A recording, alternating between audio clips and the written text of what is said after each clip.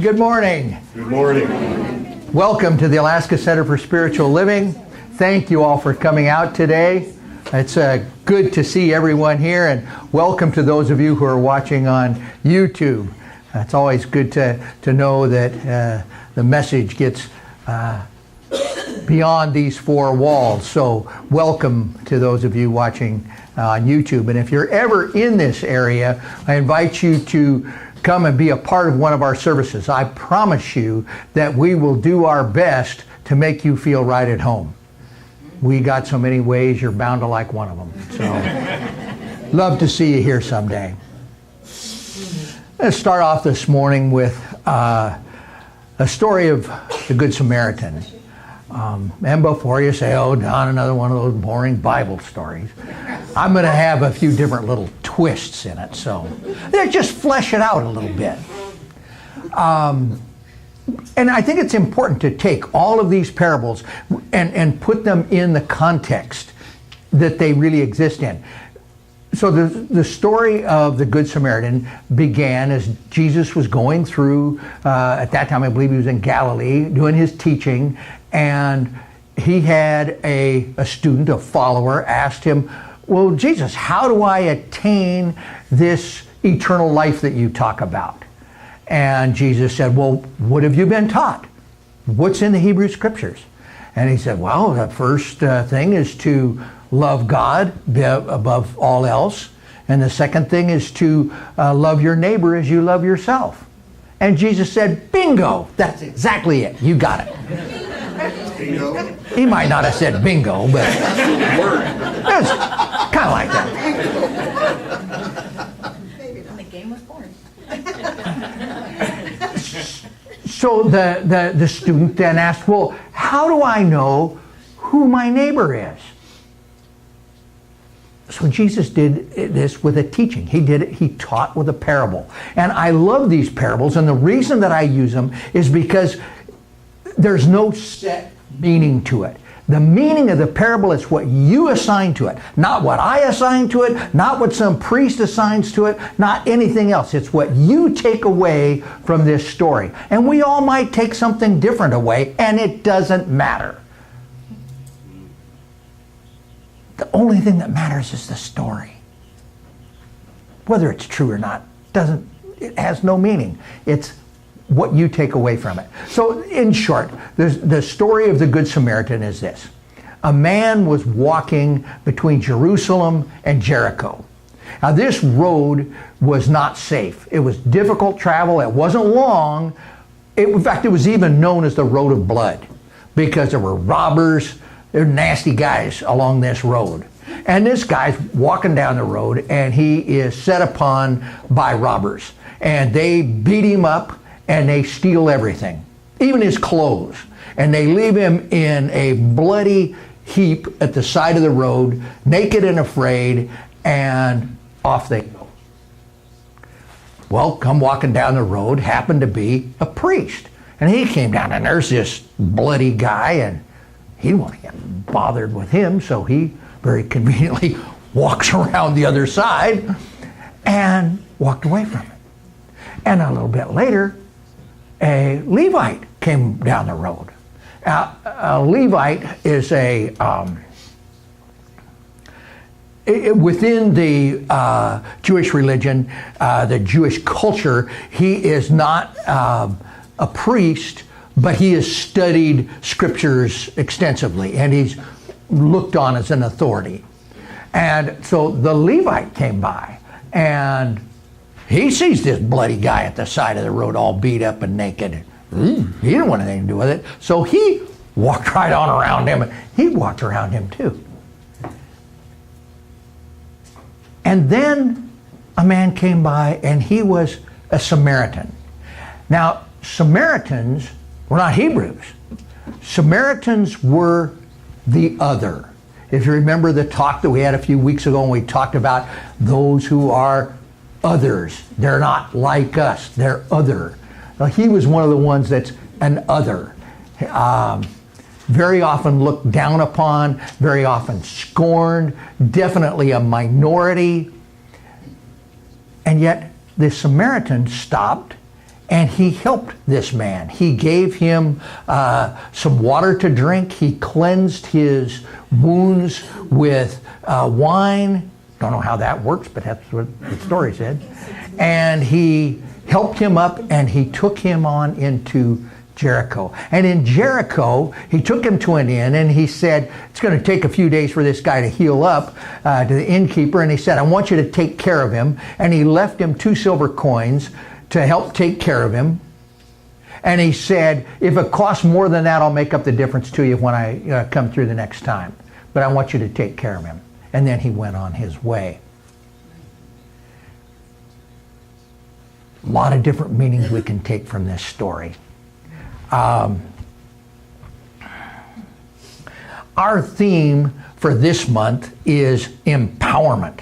Now, if that Samaritan had just stopped and prayed for him, and I can just visualize this guy giving him a spiritual mind treatment, giving him an affirmative prayer, and walking on, I don't think we'd be talking about the Good Samaritan today.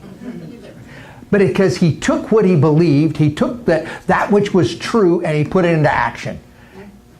Treat and move your feet. He actually helped the guy.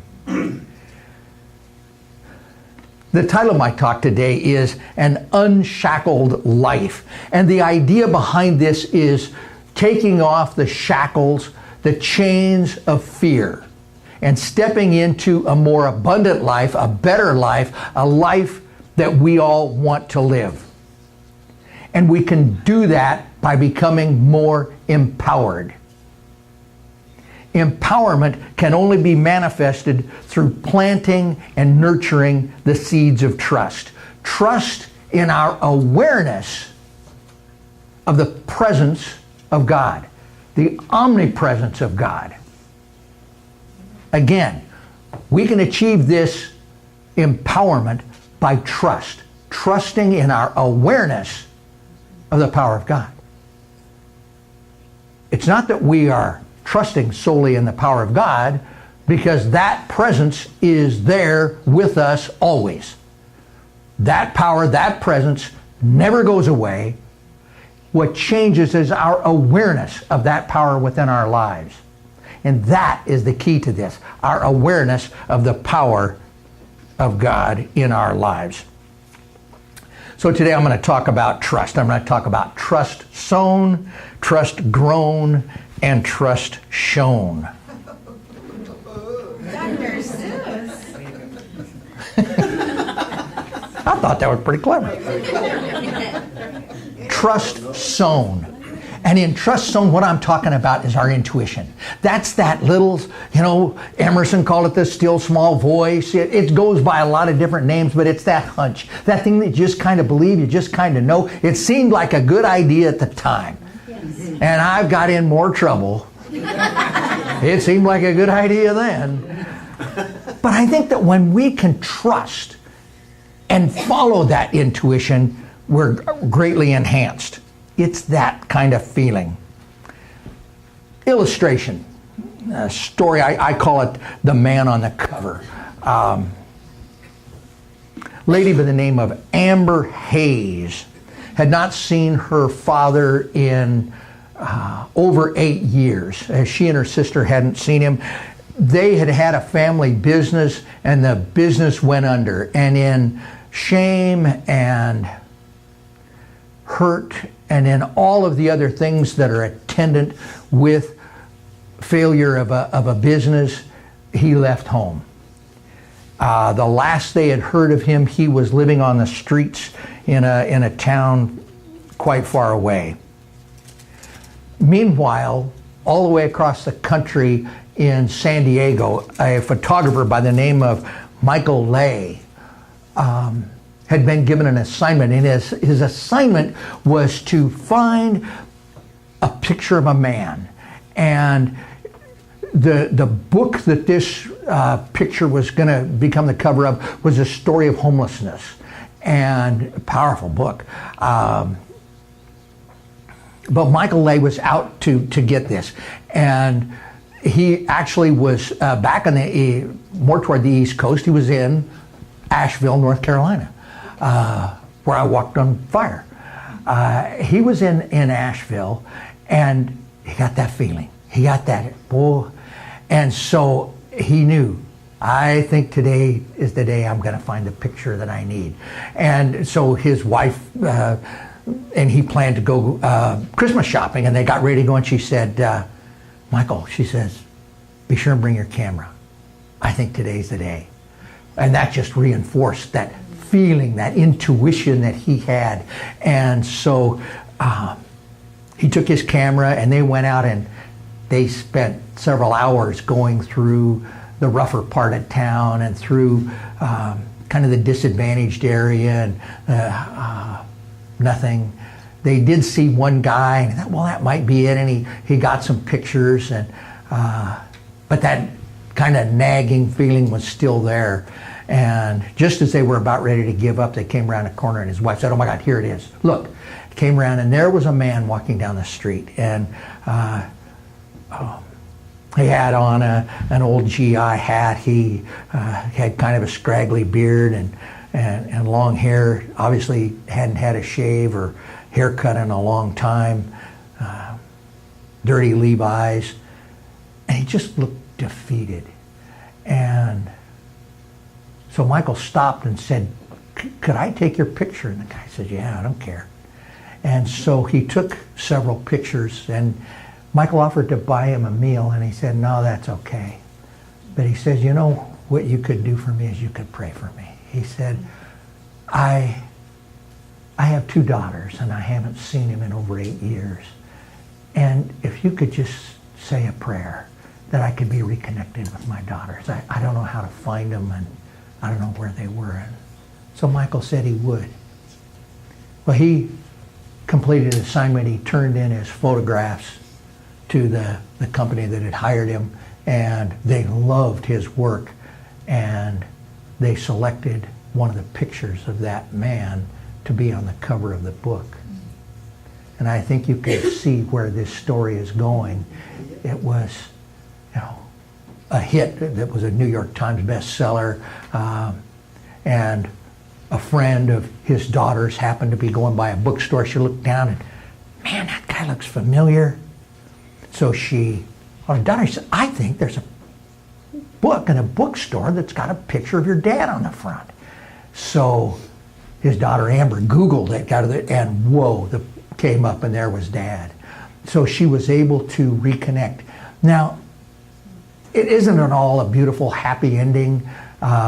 They did reconnect, and that was beautiful, but he had leukemia. He didn't have long to go.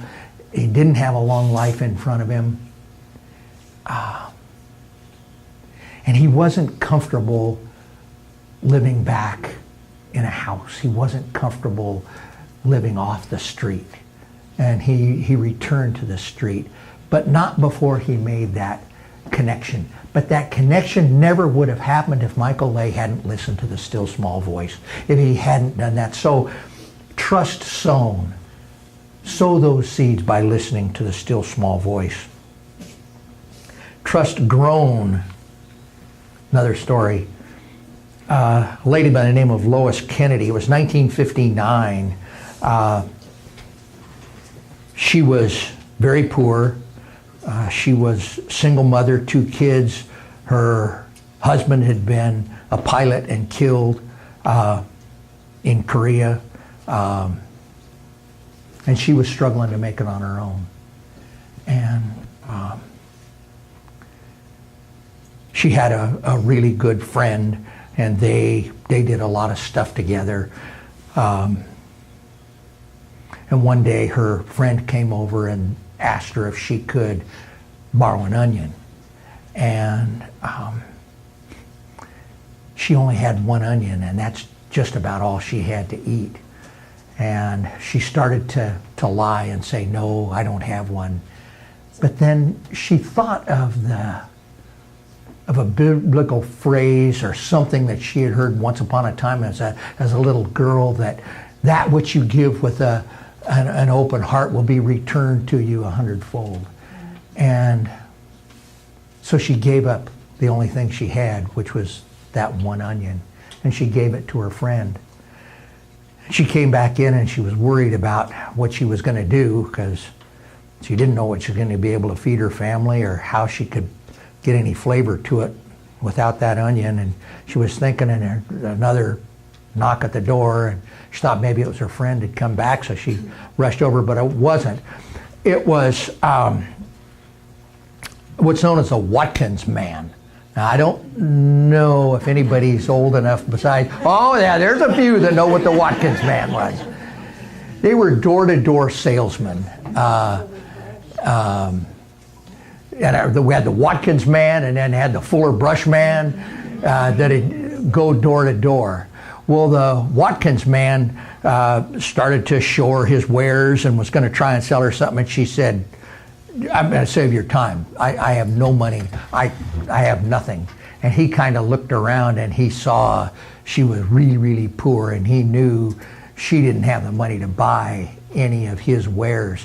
So he got ready to leave, and he thanked her for, saving him from wasting a lot of time.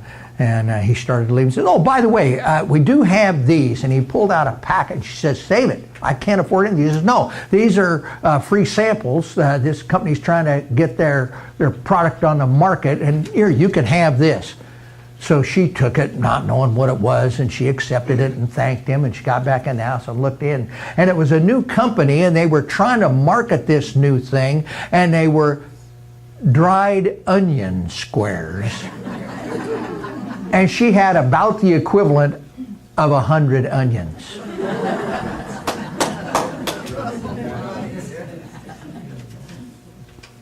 Trust grown.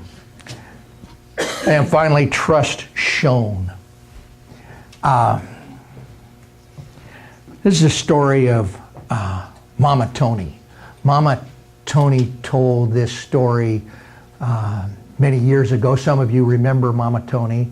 And it was a powerful story. I remember it so well to this day. At the time, she was a single mom, 2 kids, trying to make ends meet, and she was a seamstress. Mama Tony could sew. Woman could do a lot of things. One of them was sing. I think Mama Tony was really one of the real inspirations for Don.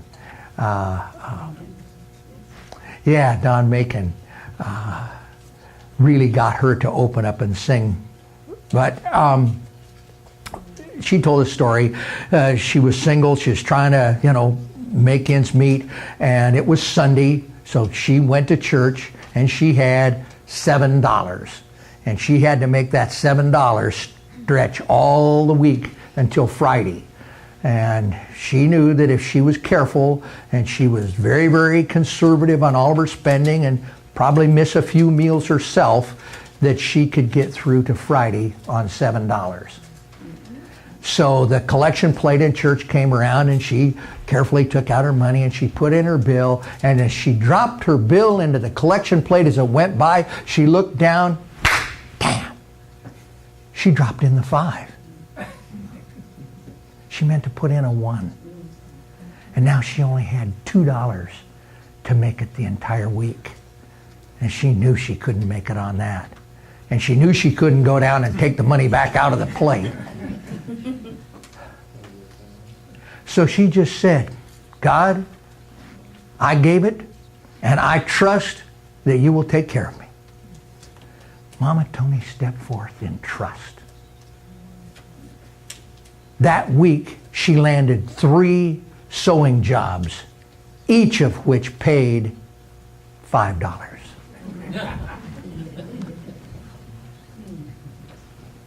We take that and put it into our modern lingo. She could see beyond the effect. She could see beyond living in a world of only $2. And she trusted. She knew that there was something greater, that there was a spiritual truth, and that is that we live in an abundant universe, and if we get our bloated nothingness out of the way, we can allow that spiritual truth of abundance to flow to us. And that's exactly what she did. Empowerment.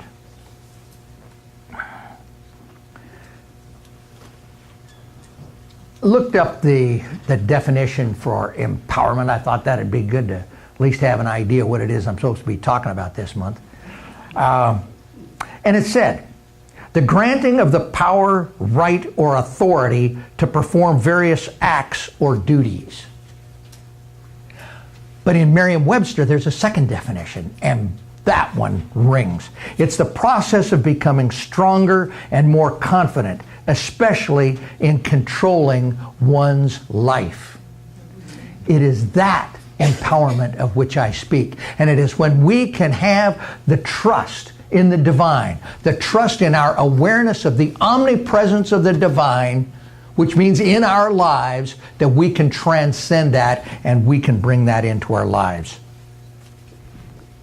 So rather than a nice little package for a conclusion today, I'll finish with one last story.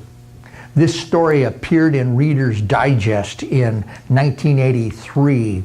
A man by the name of Morris Homer Irwin told a story. I like it for many reasons, one of which is it's an Alaskan story. It's true, and it is all about trust.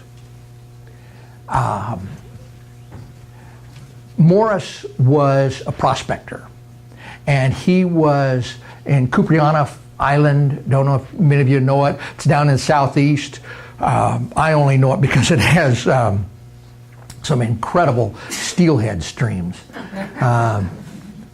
Small runs, but boy, if the timing is right, that can be some pretty incredible fishing.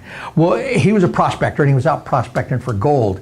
And he came upon a clearing one day and looked down, and there, right in front of him, was an enormous Alaskan wolf, well over 100 pounds. And it was a female, and she was in a leg trap. And he knew exactly what it was. She was in one of Trapper George's traps. And Trapper George had died of a heart attack 2 days earlier. And she was stuck there. And he knew that if he didn't do something, she was going to die. But he also knew that if he got close, those powerful jaws could snap an arm. They could break a leg so fast. So he thought about what to do, and then he looked down and he noticed she was full of milk. And, oh, she must have a den, and it might not be too far away. So he decided that he was going to try and find the den, and he walked around and he located a wolf track and another, and he started following. He's able to follow the wolf track back to a den. And he could see the den underneath the root mass of a giant Sitka spruce. And he didn't for sure know quite what to do because he knew that those little pups were way back underneath there, and they would not come out. They are very wary. But he gave his best impersonation of a wolf call, and after a couple of attempts, they came out. And he took them one by one, and he put them in a burlap bag, and he carried them back to this wolf, and he released them. And they ran right over to Mom, and boy, they started lapping up in a hurry. And he knew that that would even further deplete her energy and her strength. And he was walking back and trying to decide what he could do next. And he came across a winter-killed deer. And it had been in the snow, it was frozen, so he cut off a quarter and left the rest of it in nature's meat locker and took that back and threw it to that wolf. And she started gobbling right up. She was really, really hungry. So he came back and he set up his little tent. He cut some pine boughs and he stayed just out of the reach of where she could go from that trap. And he laid down and went to sleep.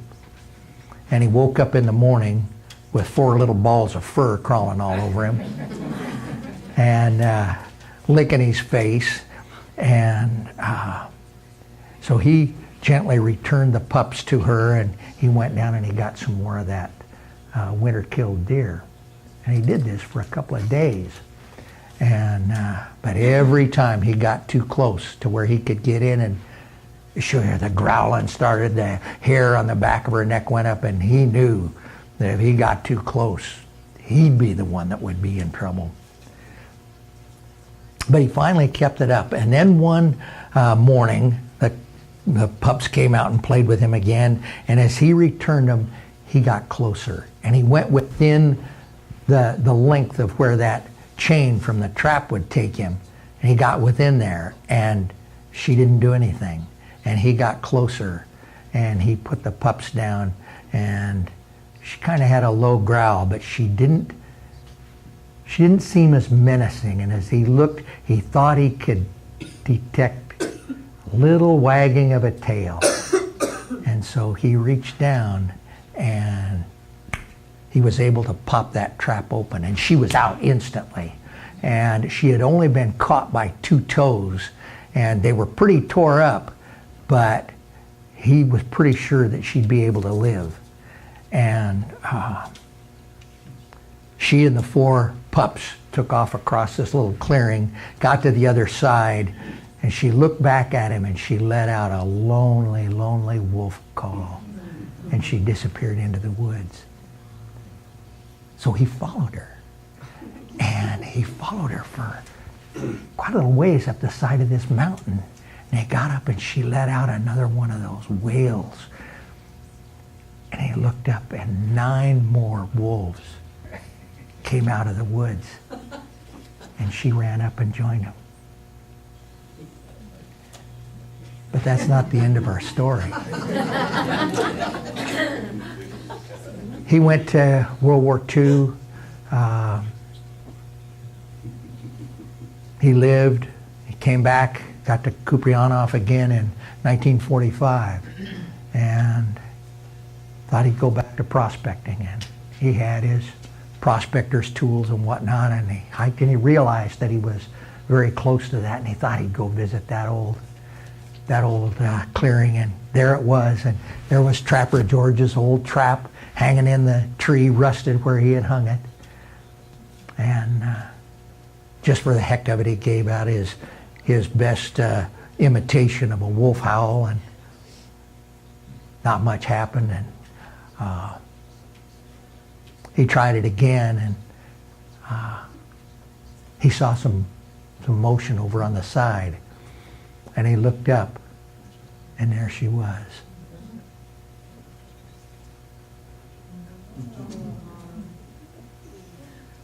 Over 100 pounds, and she remembered him all the way through World War II. He liked to believe that the 4 pups all grew up to be strong, healthy wolves. But it's a matter of trust. She trusted him, and he trusted her. And I'll let you decide the meaning of that.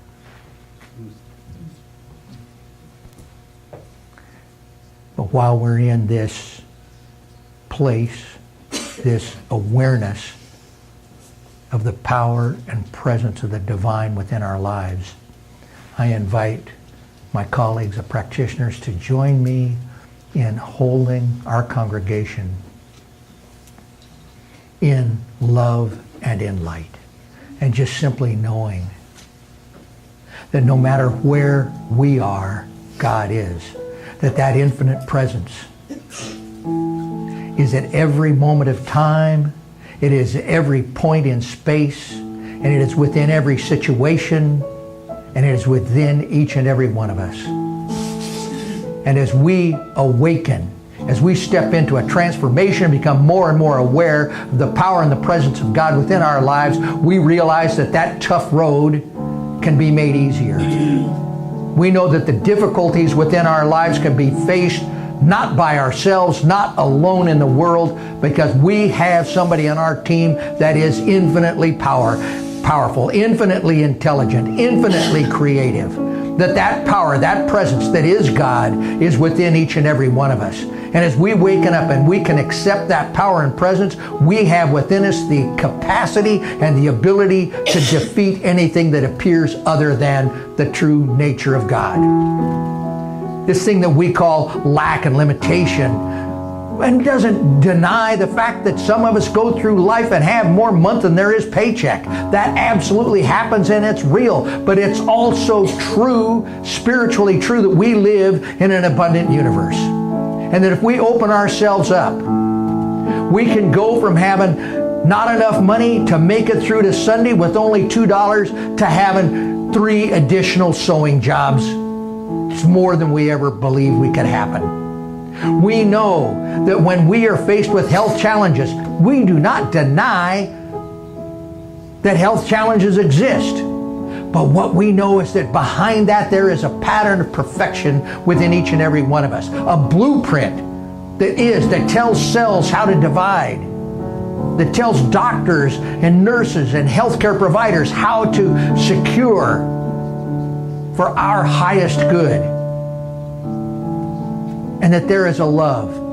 Another name for God is love. And that love is within each and every one of us. It is inherent. It is part of who we are. And we have this opportunity to love everyone, even the Samaritan. And so it is with that awareness of the love in our lives, the health that is at our command, at the prosperity and abundance that is part of who we are, we just give thanks. We give thanks for our awareness of the power and the presence of God that is with us at every moment, at every time, in every place. We give thanks, and now we just step aside and let it go and let it be. And so it is.